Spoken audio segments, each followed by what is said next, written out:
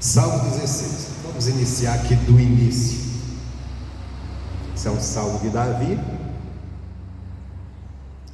Ele diz assim: guarda-me, ó Deus, porque em ti confio. A minha alma disse ao Senhor: tu és o meu Senhor, não tenho outro bem além de ti. Já vamos começar por aqui. Ele disse aqui, né? Ele diz: guarda-me, ó Deus, porque eu confio em ti. Outro dia eu preguei isso aqui. Eu falei que às vezes a maior dificuldade do ser humano, ou todo cristão, é confiar em Deus. E o termômetro de confiança nossa não é a gente sair gritando para todo mundo: eu confio em Deus, eu confio em Deus, eu confio em Deus. A gente sabe que a gente confia em Deus quando a gente enfrenta os problemas, as lutas, as dificuldades. A gente sabe se nosso coração confia ou está desconfiando. Porque nós sabemos que Deus é grande, que Deus é poderoso. Acreditamos que Deus existe, que se nós não crêssemos, nós não estaríamos aqui hoje, não é verdade? Só que confiar é outra coisa. Confiar é você, independente de qualquer situação, você está confiando: Ele vai agir, Ele vai operar, Ele vai cuidar de mim. É você não perder a paz. E se na Bíblia fala tanto em confiar em Deus, somos tão exortados a confiar em Deus, porque Deus sabe que a gente não confia e que precisamos aprender a confiar. O salmista, ele diz assim: guarda-me, ó Deus, porque eu confio em ti. Quer dizer, queremos ser guardados por Deus, mas para nós ser guardados, nós precisamos dessa primeira, dar esse passo de confiança, confiar que Ele é poderoso para nos guardar. E ele disse: a minha alma disse ao Senhor: tu és o meu Senhor, não tenho outro bem além de ti. Olha que coisa interessante. A minha alma disse, quer dizer, o meu eu, ele disse. Esse disse é: eu tenho essa convicção dentro de mim. Essa convicção não é só falar por falar, que Deus, Ele é o meu Senhor. O que é Deus ser o meu Senhor? Primeiro, eu tenho que estar sujeito a Ele. Não sou eu que decido, é Ele que manda. Outro, não são as circunstâncias que têm domínio sobre mim. A minha vida está debaixo do senhorio de Deus, não dos problemas. Então isso nos leva também a confiar. Não tenho outro bem além de ti. Parte importante. Será que nós podemos dizer isso para Deus? Deus, eu não tenho outro bem além de ti. Falar é fácil, né? Mas falar isso de coração, que vem de dentro do nosso coração. O nosso coração não está dividido a nada. E é verdade que precisamos de coisas nesse mundo. Estamos vivendo nele? Precisamos. Mas que isso não esteja no lugar de Deus no nosso coração. Que não tenha bem maior que Deus. Se eu tiver de abrir mão de alguma coisa, às vezes até ter um privilégio, mas para servir a Deus, para viver com Deus, que eu tenho. Aí ele continua: as dores se multiplicarão àqueles que fazem oferenda a outros deuses. Eu não oferecerei as suas libações de sangue, nem tomarei o seu nome nos meus lábios. Quer dizer, as dores multiplicarão aqueles que fazem oferendas, quer dizer, que buscam, que adoram outro Deus. Outro Deus é qualquer divindade que nós colocarmos no lugar de Deus. Porque quem é aquele que nós devemos buscar ajuda, devemos buscar proteção? Somente em Deus. Somente em Deus. Só que sabemos que o mundo é cheio de idolatria, de divindades que as pessoas criam e colocam como se fosse Deus. Quantas pessoas não escolhem uma certa divindade que ele colocou como algo divino para ele buscar proteção? Não é verdade? Isso aqui é o que me guarda, é o que me protege. Isso aqui é o meu... no Brasil tem muito padroeiro, né? Padroeiro, dessas coisas. Quer dizer, está colocando aquilo no lugar de... é um Deus, uma divindade. Não, Deus quer. E ele diz assim: quem faz isso... as dores se multiplicarão. E ele faz: aí não oferecer libação, não farei parte com eles nas suas adorações, nas suas devoções. o Senhor é a porção,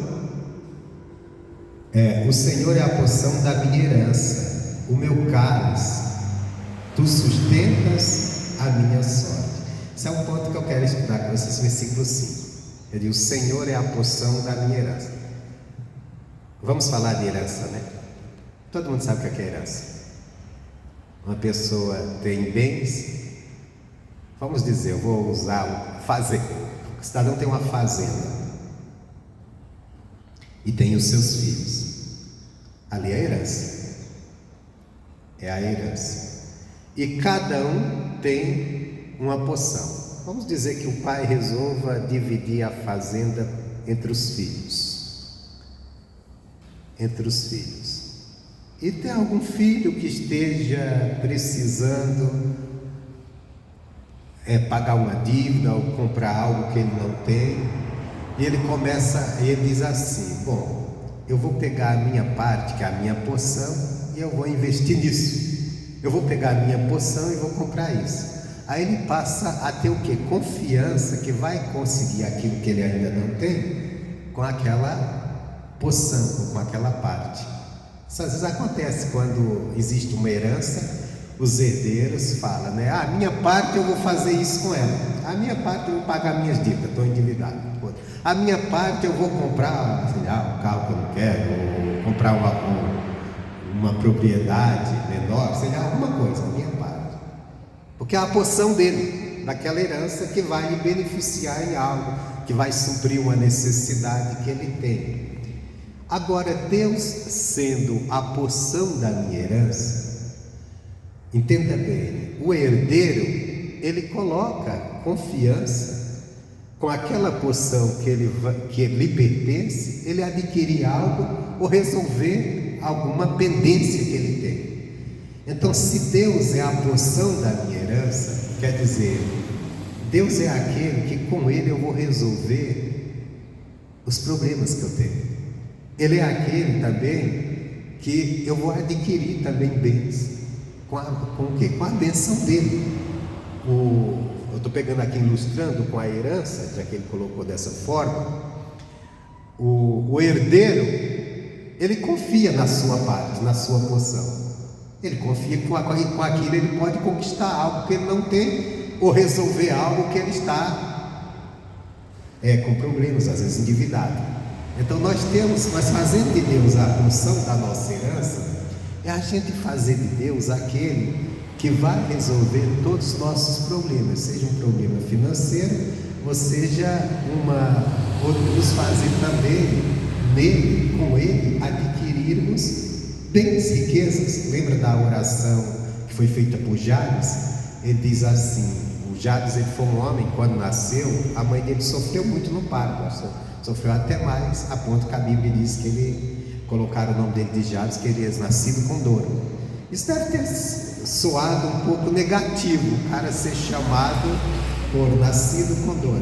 Mas desde cedo eu já fiz alguém sofrer. Mas o Jabes fez uma oração e ele disse: Deus, me abençoa muitíssimo.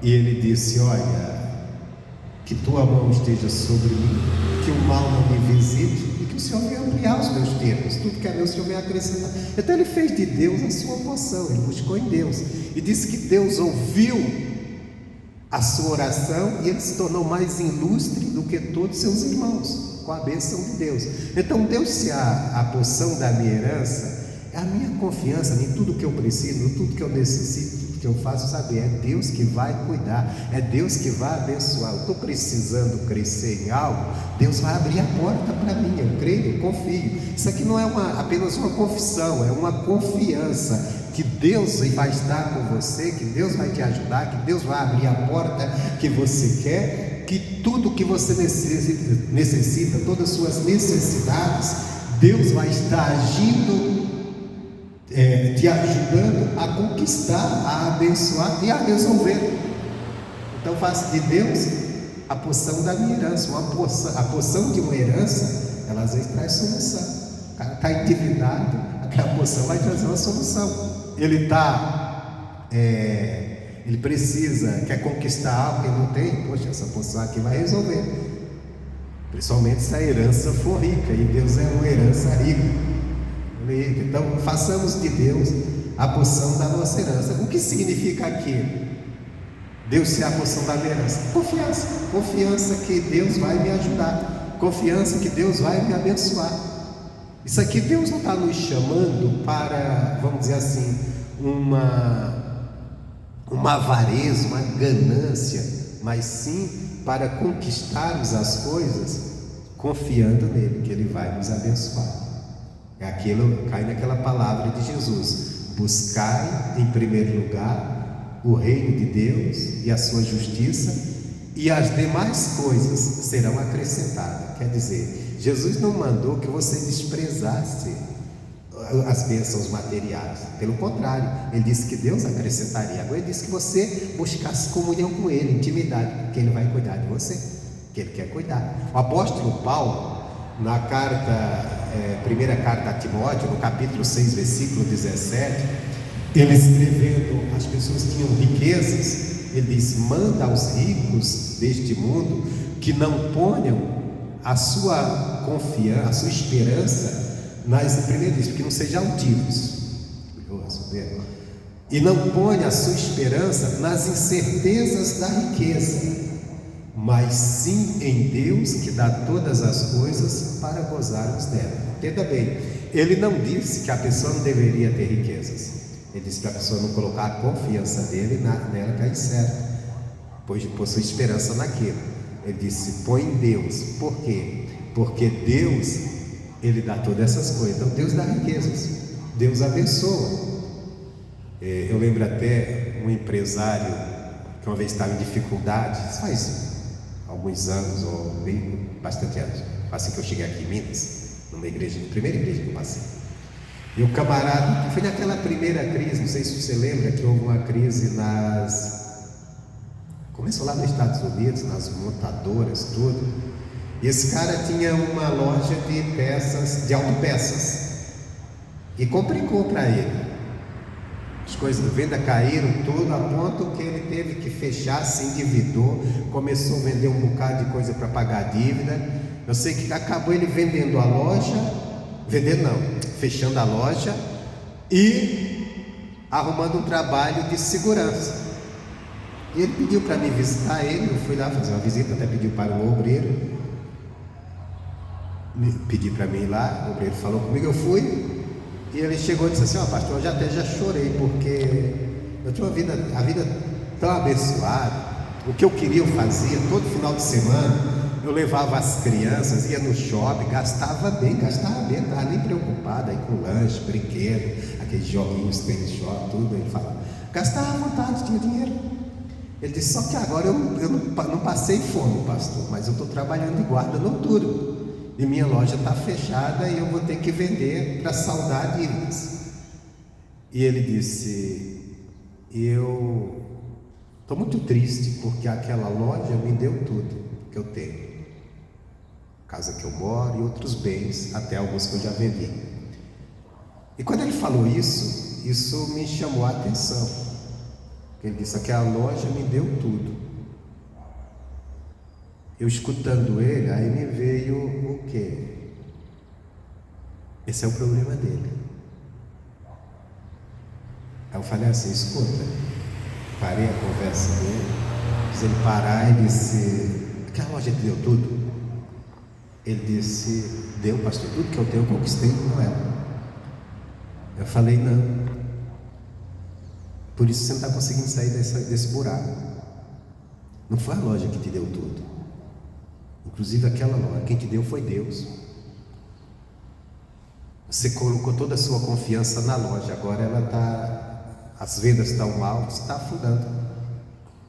Acorda, coloca esperança em Deus. E ele tinha me chamado para orar, para vender, fechar um negócio, que ia vir um comprador comprar a loja. E eu falei para ele: eu não vou orar para você vender essa loja, eu vou orar para que Deus faça o que é melhor. Não sei o que é, se for vender, que venda. Agora eu não vou orar especificamente para isso.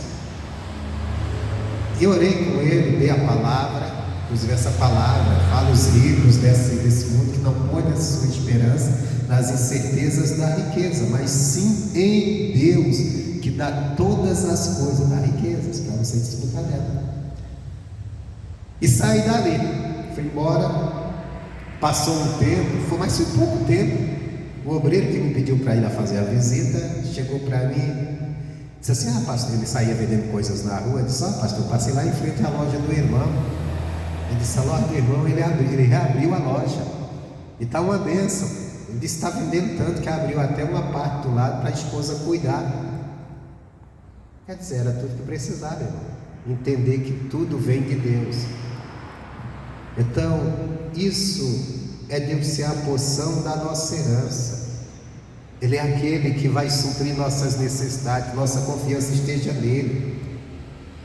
Herança, vamos dizer, é algo que traz na pessoa esperança de conseguir algo que não tem, que traz na pessoa esperança de resolver algo. Tem muita gente que está dizendo: eu estou esperando vender uma herança que meu pai deixou, que alguém da família deixou, que é para mim resolver isso, que é para mim comprar meu carro novo, que é para mim comprar, sei lá, uma propriedade, uma casa com a minha parte, outro diz é para mim pagar as contas que eu tenho. A pessoa está esperando naquela parte, naquela porção.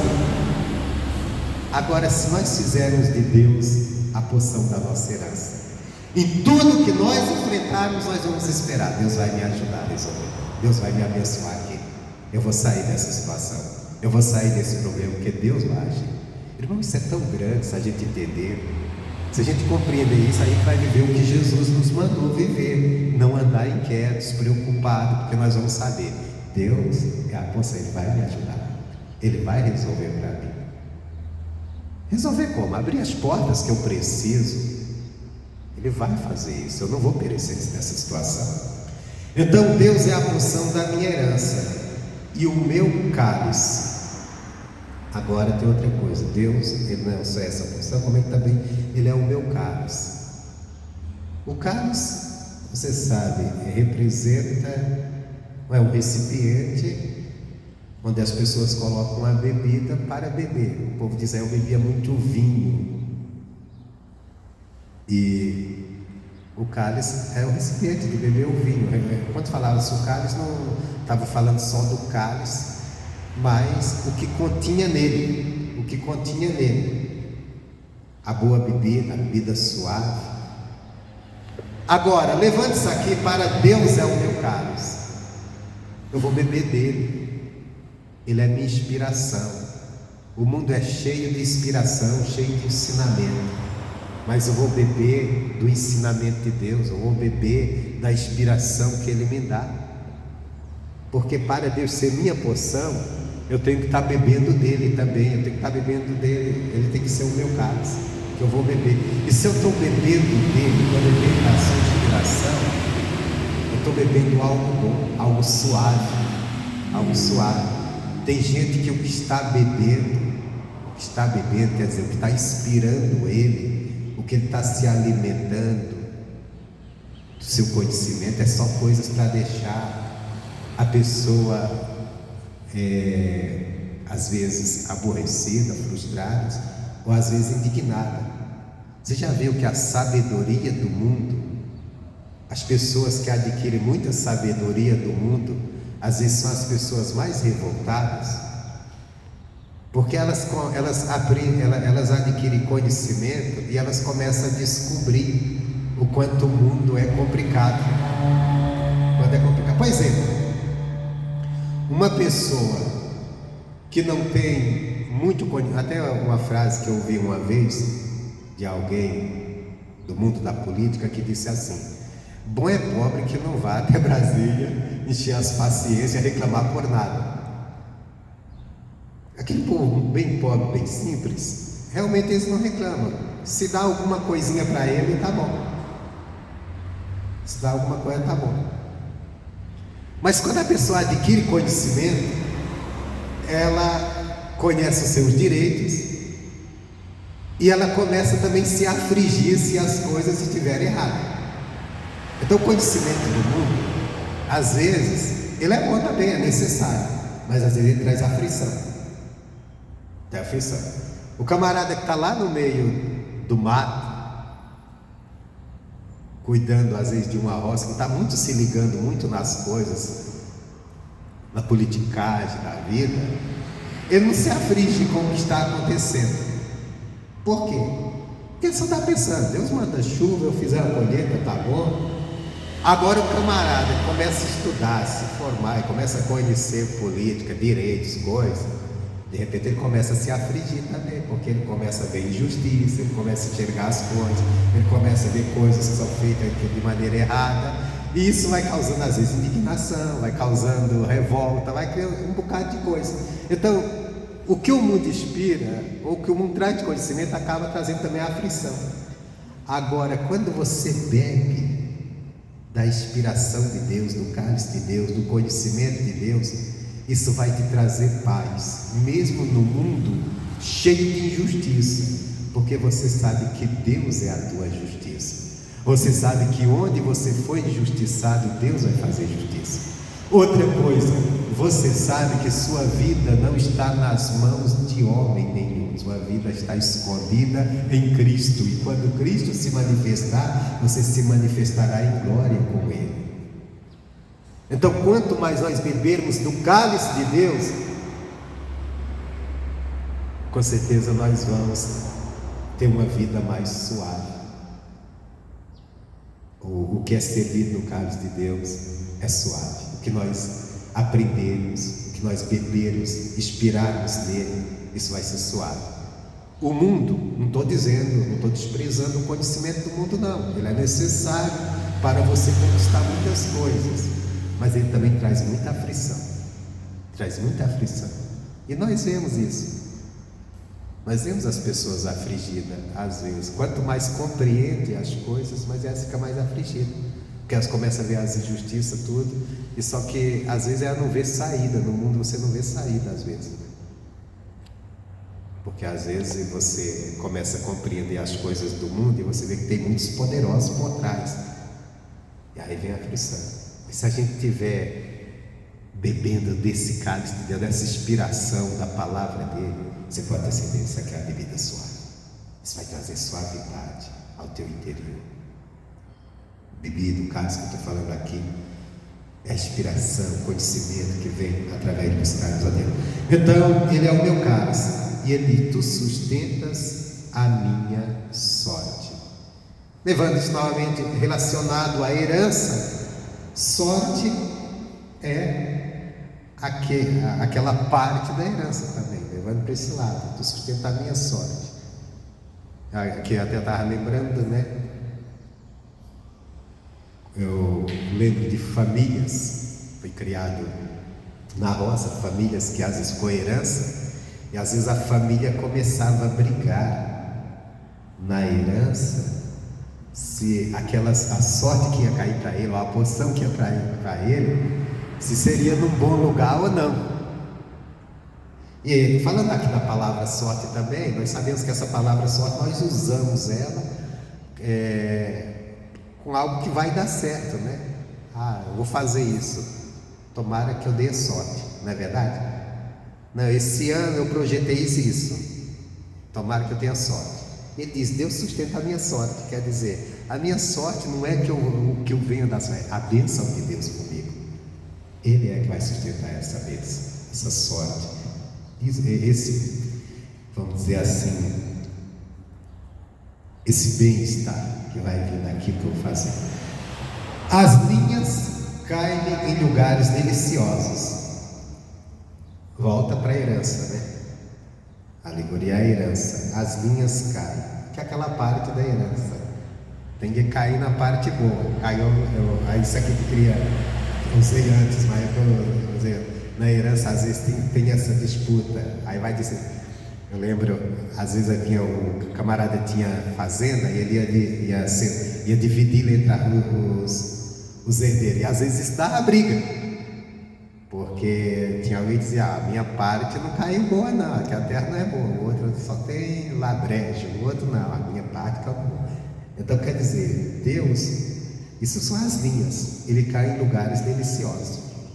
Deus não vai nos levar para o pior lugar, Ele vai levar nos lugares. Eu lembro do Salmo 23, os pastos verdejantes.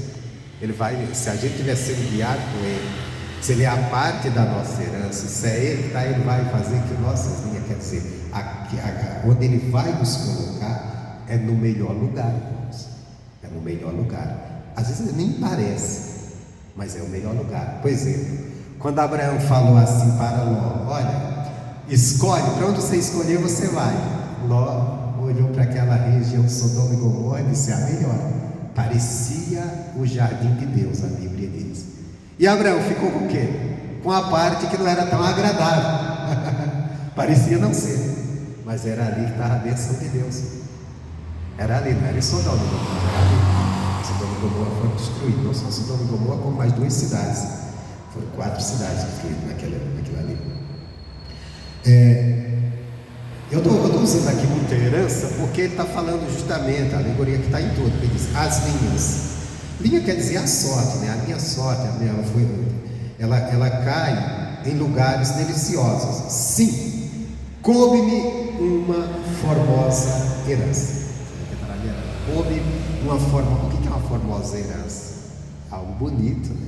Algo desejável. Quer dizer, o lugar que Deus vai me colocar, o lugar onde Deus quer me colocar, é um lugar belo, um lugar desejável, um lugar das pessoas olharem e querer estar no meu lugar, querer estar no seu lugar. Quer dizer, se a gente estamos vivendo outra vida, se onde nós estamos ninguém quer estar, tão ruim que é, então está na hora da gente acordar. Espera aí, Deus, o Senhor me coloca no lugar que o Senhor tem para me colocar, porque eu sei que o lugar é famoso, é bom, é desejável, é lugar de delícias, delicioso.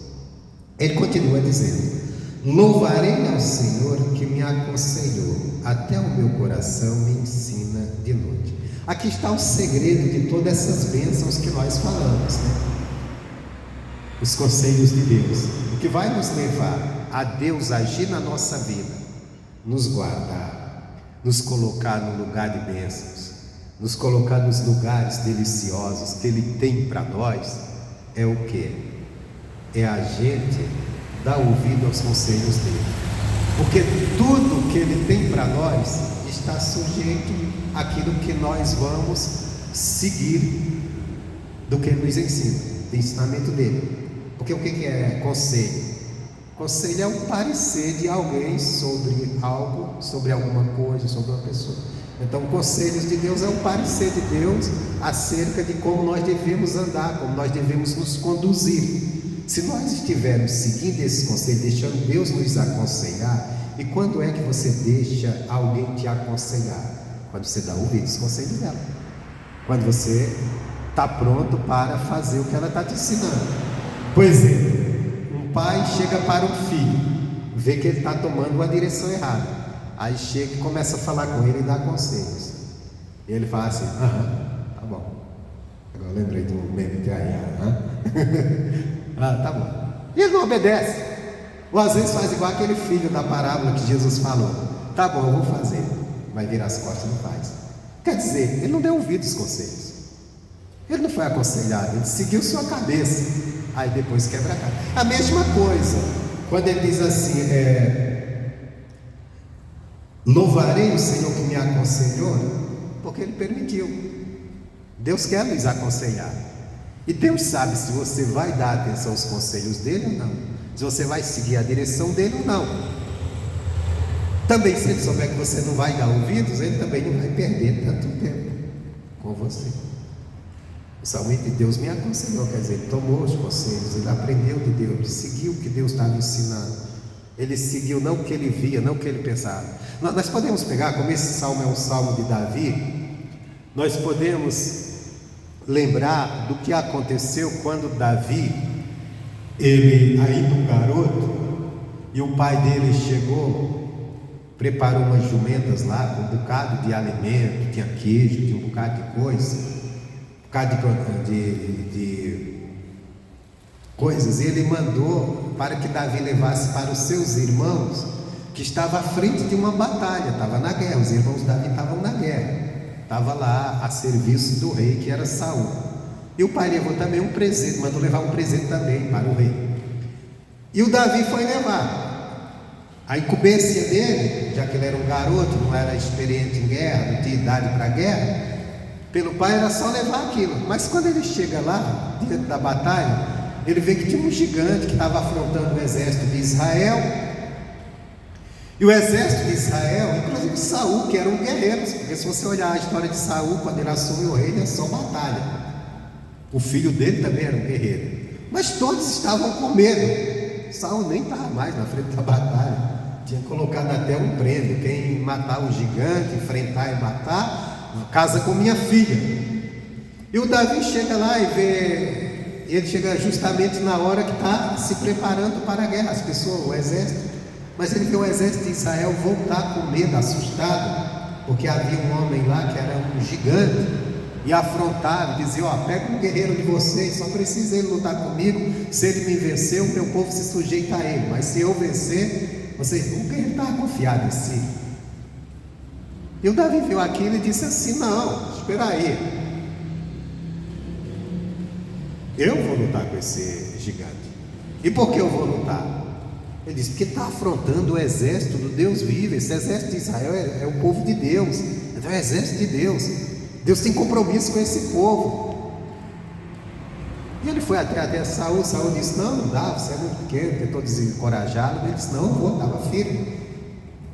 E quando ele chega diante do gigante, o gigante até se sente ofendido. Pô, mandaram esse moleque para lutar comigo, e começa a amaldiçoá-lo.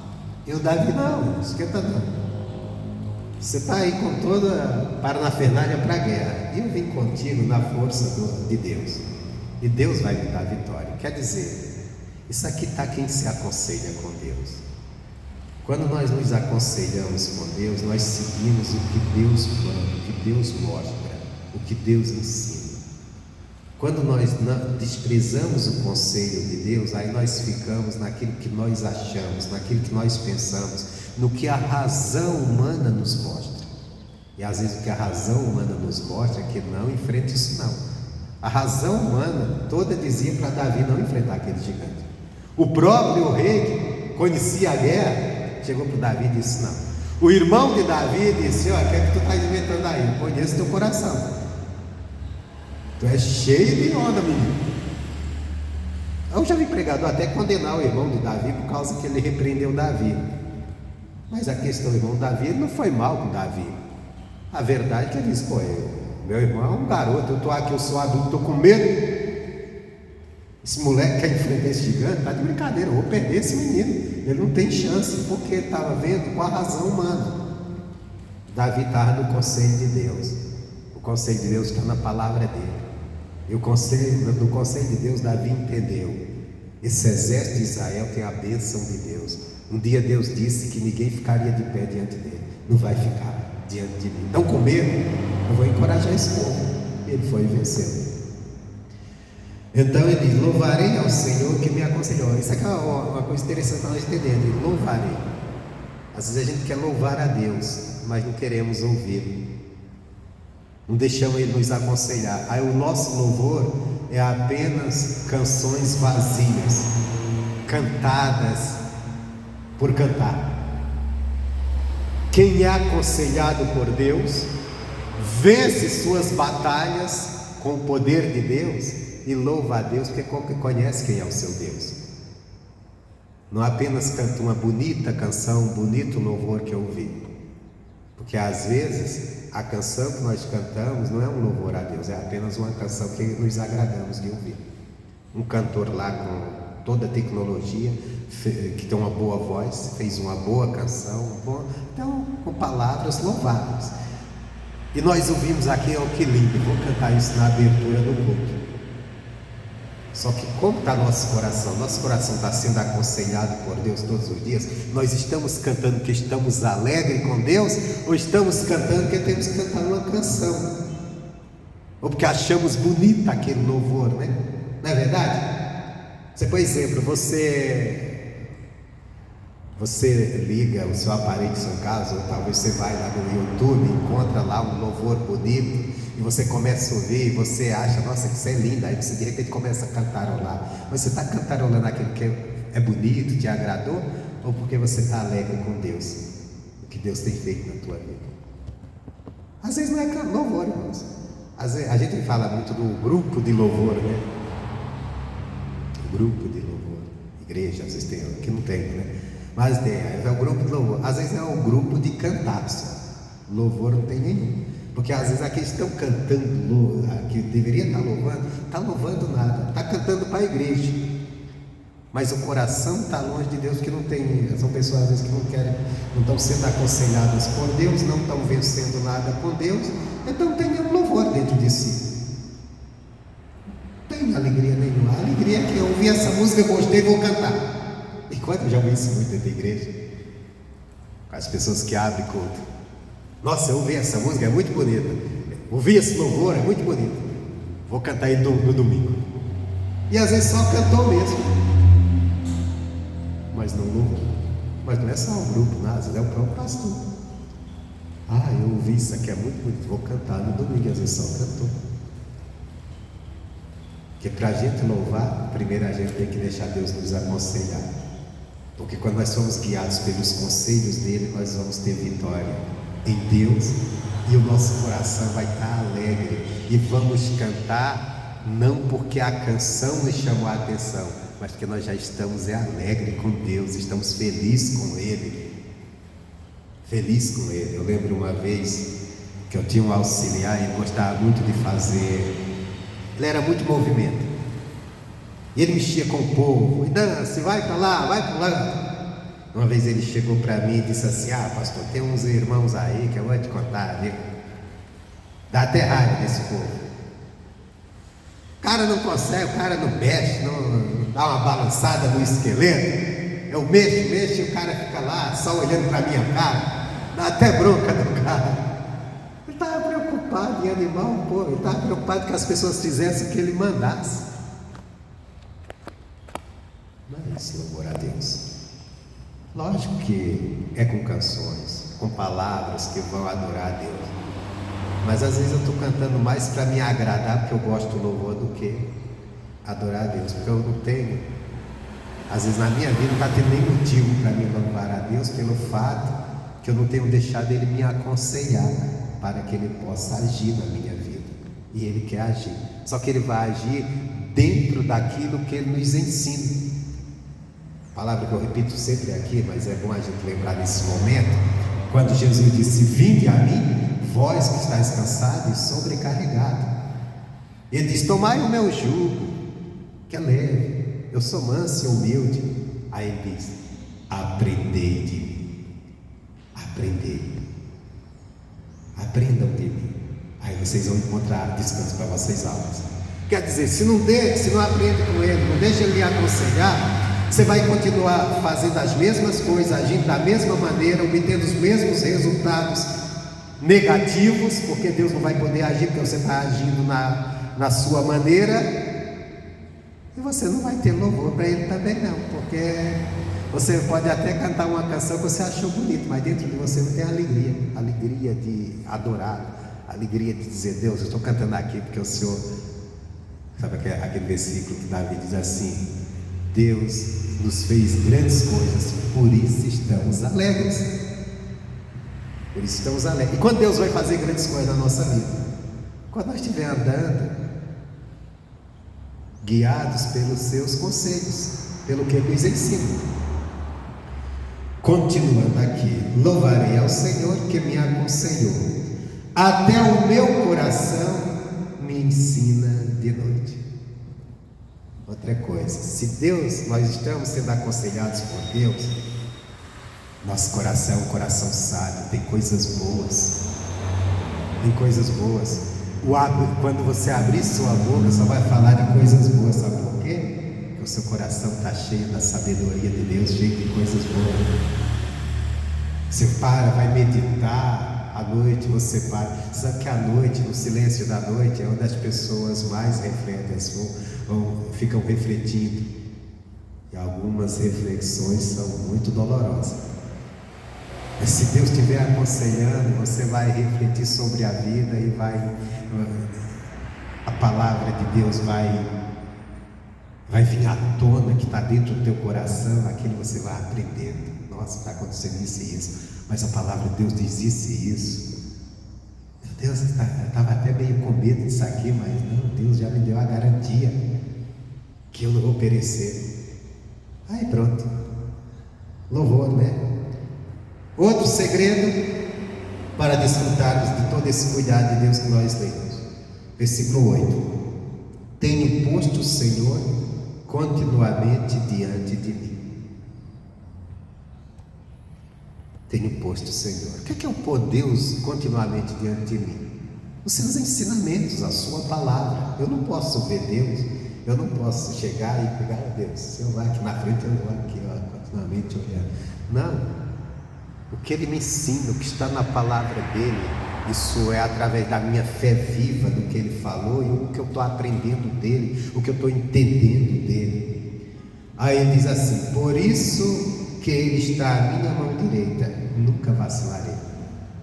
Irmãos, na vida sempre surge motivo para a gente vacilar, tomar decisões erradas.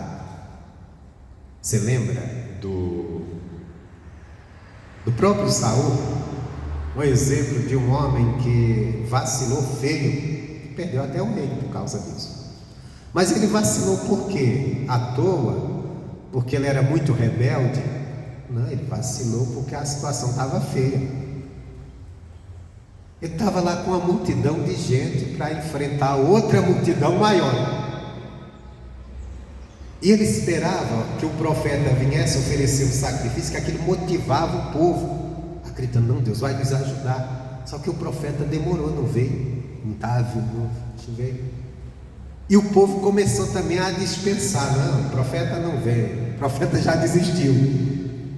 E a multidão aí está aumentando para nos atacar, vamos fugir. Começou a gente fugir.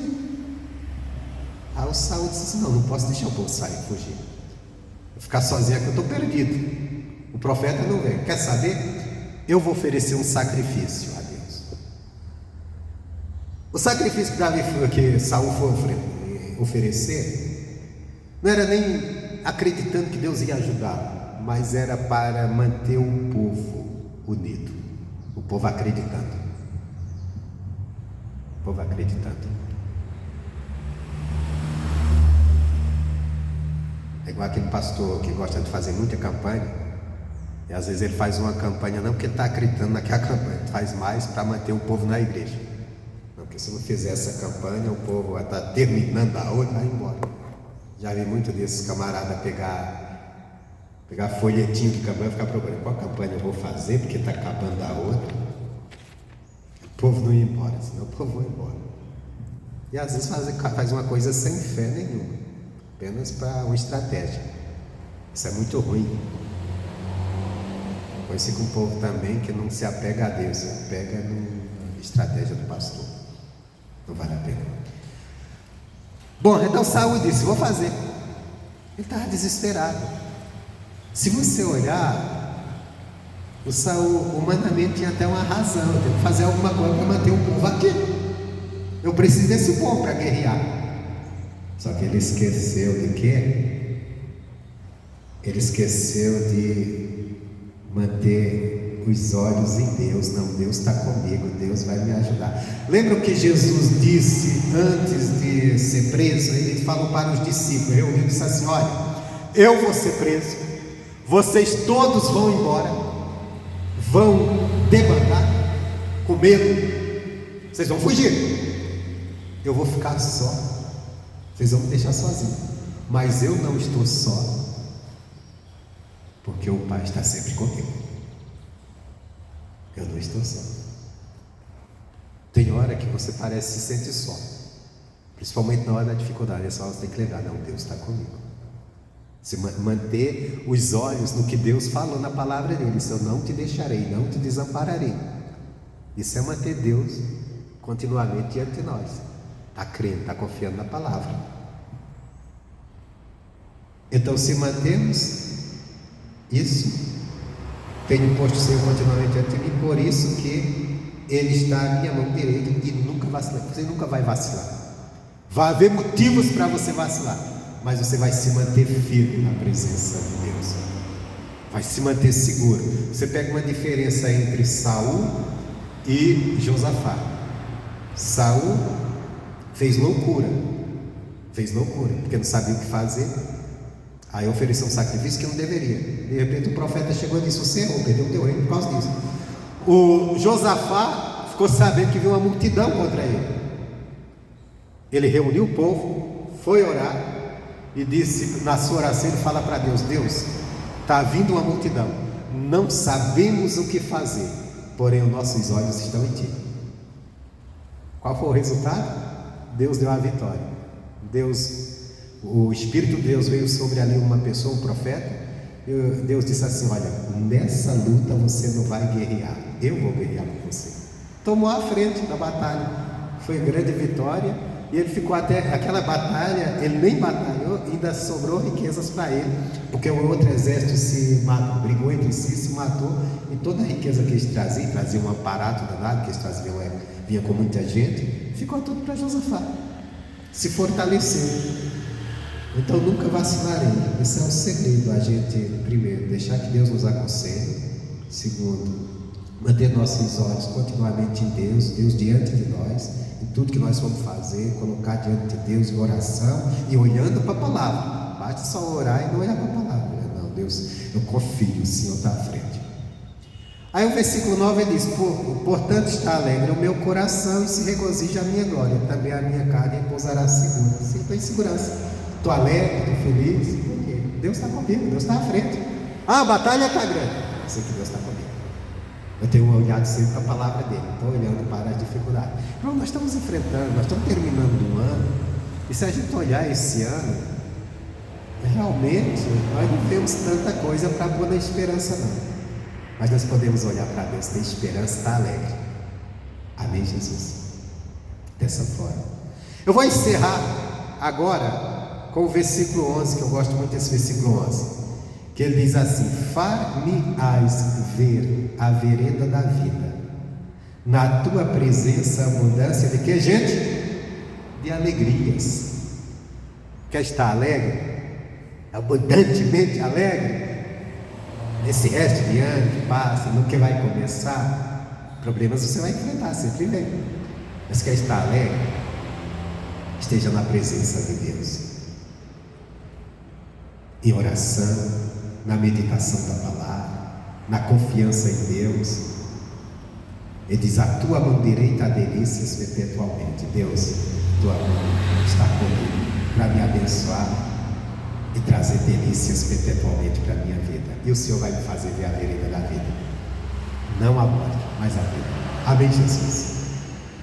Bom, essa é a palavra que eu tinha nessa manhã para você. Espero que te ajude, espero que você tome decisões certas, sempre de buscar Deus, de estar na presença de Deus. Deus abençoe.